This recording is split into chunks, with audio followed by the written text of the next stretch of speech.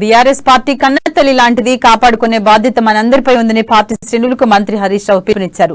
కార్యకర్తల మధ్య చిన్న చిన్న విభేదాలు ఉంటే మాట్లాడుకుందాం. కేసీఆర్ నాయకత్వాన్ని దేశవ్యాప్తంగా బలపడటానికి పార్టీ శ్రేణులందరూ సిద్ధంగా ఉండాలని విజ్ఞప్తి చేశారు.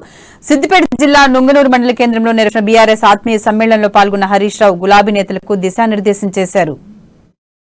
ఆమ్దాన్ని పెంచే ప్రయత్నం చేస్తే మన బీఆర్ఎస్ ప్రభుత్వం ఏమో అన్నదాతల ఆమ్దాన్ని ప్రయత్నం చేస్తా ఉంది. బీఆర్ఎస్ అంటేనే బి అంటే బీదల పార్టీ, ఆర్ అంటే రైతుల పార్టీ, ఎస్ అంటే సామాన్య మధ్య తరగతి ప్రజల పార్టీ. బీఆర్ఎస్ అంటేనే గరీబోళ్ల పార్టీ, బీఆర్ఎస్ అంటేనే రైతుల పార్టీ, బీఆర్ఎస్ అంటేనే ఇలా సామాన్య మధ్య తరగతి ప్రజల పార్టీ. ఆనాడు ఆకలి చావులు అంబలి కేంద్రాలు, కానీ ఇలా ఎక్కడ చూసినా సస్యశ్యామలంగా అయిపోయి ఇలా అందరికీ అవ్వ తాతలకు ధైర్యం ఇచ్చిండు కేసీఆర్. నెలకు 2000 రూపాయల పెన్షన్ ఇచ్చినాక అవ్వాతాతలు ధైర్యంగా బతుకుతున్నారు. బియ్యం కూడా ఫ్రీగా ఇస్తా ఉన్నారు. నిన్న ఆ బాధ కూడా పోయింది. ఇవాళ మంచిగా చల్లగా అందరం బతుకుతున్నాం. నంగునూరులో నాకు బాగా యాదుకుంటుండే, అప్పట్లో ఉస్నాబాద్ రోడ్డు సిద్దిపేటలో బయలుదేరి ఉస్నాబాద్ రోడ్డుకి వస్తే సింగిల్ రోడ్ ఉంటుండే, ఒక అర్ధ గజం లోతు పొక్కలు ఉంటుండే. ఎదురుగా బస్సు వస్తే మోటార్ సైకిల్ దిగితే వాడు అటేగా చెయ్యిరుగుడు కాలిరుగుడు ఏది మన మురాయికేలి పాలమాకులకేలి ఎంతమంది మన కార్యకర్తలు ఆ ఎదురుగా బస్సు వస్తే కారు వస్తే దిగి ఆ పొక్కలలో